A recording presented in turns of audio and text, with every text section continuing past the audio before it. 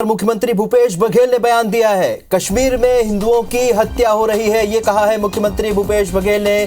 केंद्र सरकार की गलत नीतियों के कारण यहां हिंदुओं की हत्या हो रही है, ये कहा। भाजपा और आरएसएस इस मामले में मौन क्यों है? तो सीएम भूपेश बघेल का बड़ा बयान कांकेर में। उन्होंने कहा कि कश्मीर में हिंदुओं की हत्या हो रही है, केंद्र सरकार की गलत नीतियों के कारण यहां हिंदुओं की हत्या हो रही है। भाजपा और आरएसएस इस मामले में मौन है।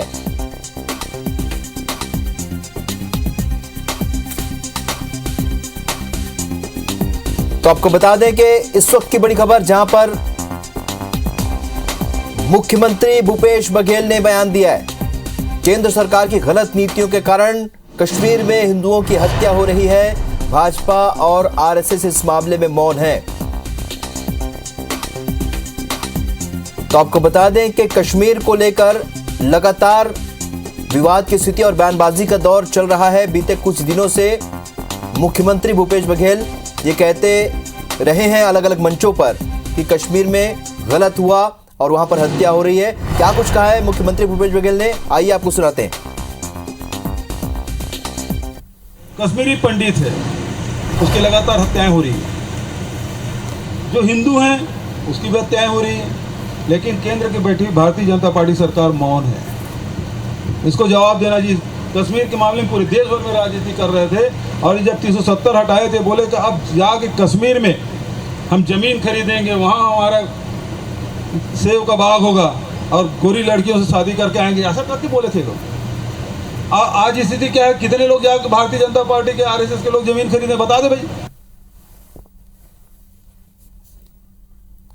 चलिए, तो केदार गुप्ता जी बीजेपी से हमारे साथ इस वक्त फोन लाइन पर जुड़े हैं। तो संचार प्रमुख, कांग्रेस के संचार प्रमुख आनंद शुक्ला जी हमारे साथ इस वक्त फोन लाइन पर जुड़ चुके हैं। सबसे पहले आपसे प्रतिक्रिया चाहूंगा केदार गुप्ता जी, जिस तरीके से मुख्यमंत्री भूपेश बघेल ने बयान दिया, पहले भी वो अलग अलग मंचों पर कहते रहे, धारा 370 हटने के बाद लगातार वहां पर हालात ठीक नहीं है और हिंदुओं की हत्या हो रही है, क्या कहेंगे आप? देखिए, वहाँ हिंदू तो नाम के लिए बचे थे और भारतीय जनता पार्टी ने 370 हटाकर और 35 से हटाकर पूरे देश के लिए वहाँ जमीन खरीदने का रास्ता खोला है। अब माननीय भूपेश बघेल जी का बयान में सुन रहा था, कहते हैं भाजपा और आरएसएस के लोग वहाँ जमीन खरीदें। हाँ, निश्चित रूप से अगर कांग्रेस के लोग वहाँ हिम्मत नहीं करते हैं जाने की और उसको अपना देश नहीं मानते हैं, तो भाजपा और आरएसएस के लोग जरूर खरीद जी। ये कांग्रेस पार्टी जब तक राज में रही, केंद्र में रही और इन्होंने लगातार आतंकवादियों को समर्थन दिया, यासीन मलिक जैसे आतंकवादी जिसे कोर्ट ने अभी डबल आजीवन कारावास की सजा दी है, उसके साथ प्रधानमंत्री मनमोहन सिंह अपने प्रधानमंत्री कार्यालय में मिलते हैं और ये आतंकवादियों को समर्थन देने वाली पार्टी है।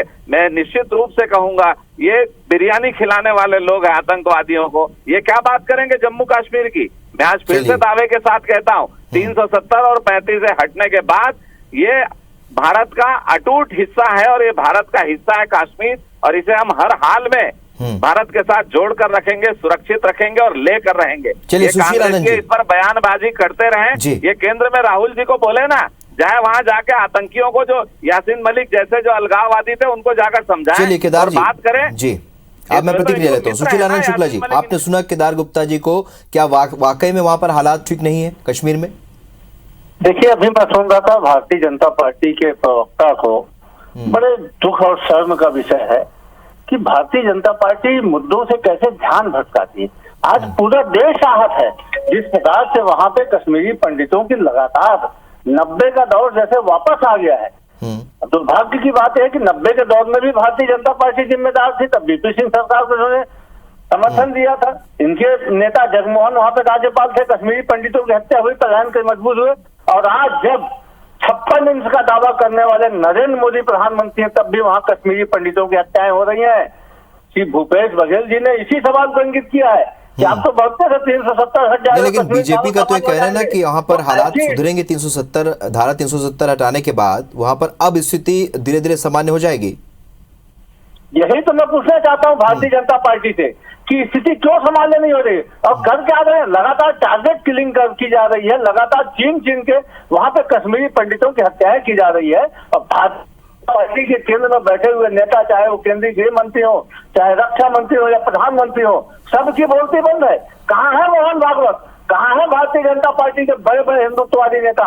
जी। शर्म आनी चाहिए इनको। सिर्फ केदार जी, क्या आपको लगता है वहां पर धारा 370 हटने के बाद वहाँ हालात कुछ अब पिछले कुछ दिनों से हिंसात्मक हो गए हैं? केदार जी, देश का हिंदू देख रहा है, कांग्रेस पार्टी के लोगों को कश्मीरी पंडित देख रहा है, उनको वहाँ पे 370 क्यों हटी, क्यों हटी?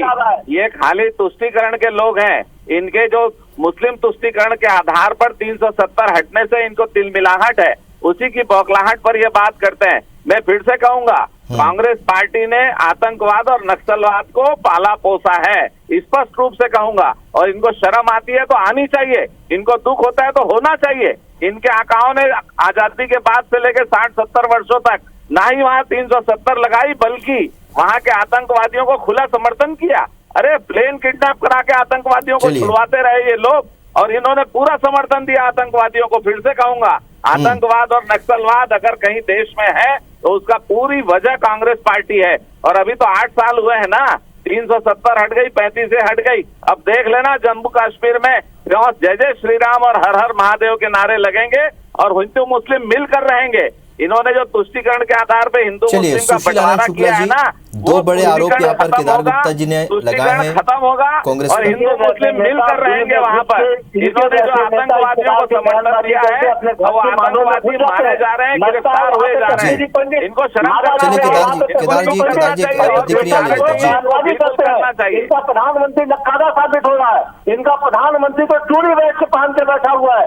शर्म आनी चाहिए भारतीय जनता पार्टी को, केंद्र में बैठी हुई है। तुम करो, कश्मीरी पंडित वहाँ पे मारे जा रहे हैं, जब कश्मीर नामक पिक्चर को लेकर खैयारियां सुधारने वाले भारतीय जनता पार्टी के बेगैरत नेताओं को बताना चाहिए कि आज वहाँ की हालत इतने बदतर हो गए हैं।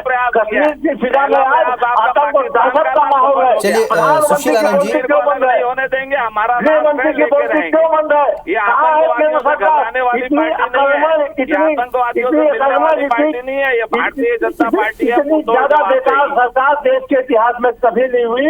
एक ऐसी सरकार, एक ऐसा आदरणीय प्रधानमंत्री जो देश के लोगों को मरने के लिए छोड़ दिया। शर्म आनी चाहिए भारतीय जनता पार्टी के नेताओं को, जो ऐसे प्रधानमंत्री के पीछे खड़े होकर हिंदुओं की बात करते हैं। हिंदुओं का कत्लेआम हो रहा है। भारतीय जनता पार्टी के नेता चाटुकारिता क्या कर रहे हैं मोदी की? ऐसे नेताओं को शर्म आनी चाहिए। ये बात करें छत्तीसगढ़ की, यहाँ तो इनका डीजीपी है, यहाँ तो इनका एसपी है। पहले छत्तीसगढ़ तो सुधार लें। जम्मू कश्मीर की चिंता नहीं करें, वहाँ वास्तव में 56 इंच का सीना है, सुधार के ही छोड़ेगा। यहाँ चलिए केदार जी, आप ही के जो सवाल हैं उन्हीं पर मैं सुशील आनंद शुक्ला जी से पूछ रहा हूँ। क्यों नहीं खरीदते जम्मू कश्मीर बन गया? छत्तीसगढ़ डीजीपी आपका है, एसपी आपके हैं, क्या कर रहे हो? मुहावरे उपयोग करने में मजा आता है। चूड़ी कौन पहना है तय करो। यहाँ हत्याएं, बलात्कार हो रही है, लूट हो रही है, डकैती हो रही है, कौन पहना है चूड़ी? मैं नाम नहीं लेके कहूंगा, पर आप बताओ चूड़ी कौन पहना है? छत्तीसगढ़ प्रदेश संभाल लो, उसके बाद देश की चिंता करो। सुशील जी, छत्तीसगढ़ संभल रहा है, छत्तीसगढ़ संभल रहा है। आपके जैसे धन्यवादों की मिला रहे हैं। यहाँ तो आईएएस आपके हैं, आईपीएस आपके हैं, क्या कर रहे हैं आप? क्या हो रहा है छत्तीसगढ़ में? अरे इसकी चिंता करो, कहाँ देश में जा रहे हो? चलिए, लगता है कि ये विषय के साथ बहुत सारे ऐसे मुद्दे जुड़े हैं जिस पर आप लगातार एक दूसरे के खिलाफ बयानबाजी कर रहे हैं, लेकिन कुल मिलाकर कश्मीर के भीतर जो इस वक्त चल रहा है या जो परिवर्तन साफ तौर पर नजर आ रहा है, आप दोनों का हमारे साथ जुड़ने के लिए बहुत बहुत शुक्रिया। ये परिवर्तन पॉजिटिव है या नेगेटिव, लेकिन उसे लेकर, कश्मीर को लेकर लगातार बयानबाजी सामने आ रही है। सीएम भूपेश बघेल ने भी अब इसे लेकर एक बयान दिया है।